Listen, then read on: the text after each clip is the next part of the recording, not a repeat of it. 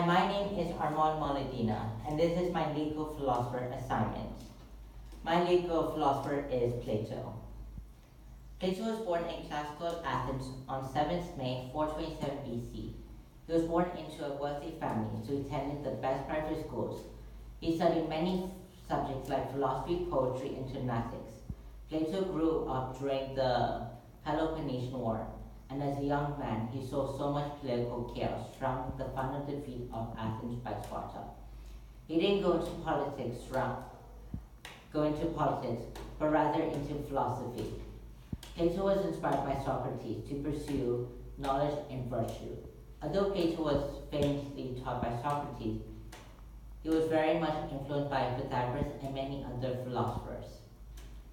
After Socrates' death, he traveled to many places, studying many subjects such as math in Italy with Pythagoras and geometry and astronomy in Egypt. During his travels, he wrote his early dialogues, which featured Socrates and his teachings. When Plato returned to Athens, he founded the Academy around 387 BC. It was the first Western institution of higher learning. This was where one could attend open-air lectures in astronomy, math, biology, politics, and philosophy. Plato preferred to use the Socratic method, which was commonly used in rational discussions where a given hypothesis would be examined by questioning it. If these hypotheses did not make sense, it meant a new hypothesis would be sought and adapted. When Plato was teaching in his academy, he still continued to write. In total, he wrote 41 dialogues and 13 lectures known as epistles. A clear, concise summary of my philosopher's basic belief about law. Plato treated law as one of his favorite subjects as he included it in most of his dialogues. He has been classified as a natural law philosopher because he believed that law was a product of reason, which he identified with nature itself. According to Plato, only philosopher came to best comprehend true forms in which the law lies. In one of his most famous dialogues, Laws, Plato presents a dialogue among three characters en route to a cave, and the god whose temple they were going is the lawgiver of Crete. This reinforces the view that Plato believed that source of all law was God. Plato also of the opinion that a good man had to be inspired by nature before abiding by the law. In one of the dialogues, the source of law is attributed to God. When the Athenian says, the laws are divine work given by some inspiration of God, and that the youth should commit them to memory instead of the composition of the poets.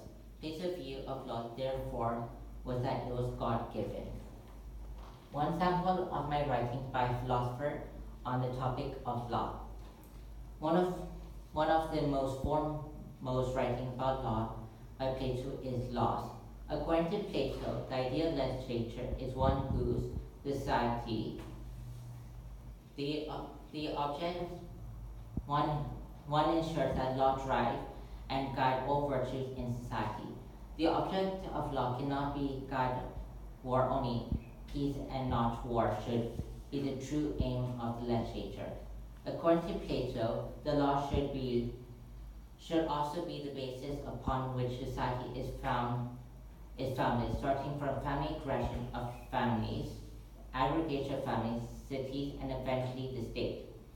To avoid temptation to get into war all the time, the law should provide for separation of powers so that the access of tyranny does not ruin the peace. The law should also be applied in guiding the appointments of all public officials whom Plato refers to as the guardians of the law.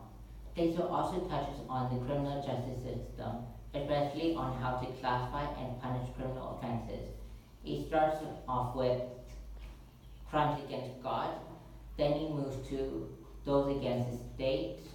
Plato went on to classify other offenses such as homicide, manslaughter, murder, etc., according to the degree of intent and the punishment that each should attract.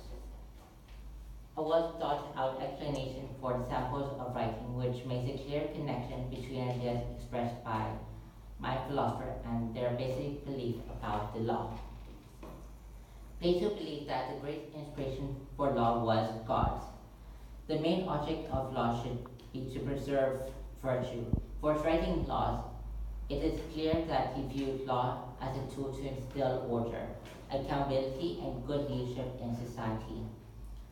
One of the ways of instilling order in society is ensuring that there's a clear separation of power in governing systems so that the excess of one arm of administration are checked by the other. There, there should also be punishment for all crimes, especially those that disrupt public order. Plato believes there were crimes that attracted criminal sentences, while others required for one to be expelled from Athens for life. Capital punishment. The definition of capital punishment is that it is the practice of executing someone as punishment for a specific crime after a proper legal trial. The debate of capital punishment is a controversial one and has been outgoing for a long time. It is therefore an ethical issue because it touches on the question of life and who has authority to take it. The insistence on legality, especially the need to conduct proper legal trials before a decision is reached, is meant to prevent the abuse of the law and to prevent arbitrary execution from being carried out. This has led to the requirements that capital punishment can only be carried out by the state. The nature of the crimes for which capital punishment is a sentence includes serious types of murder. But some countries, treason, types of fraud, adultery, and rape are capital crimes. These are lists of references.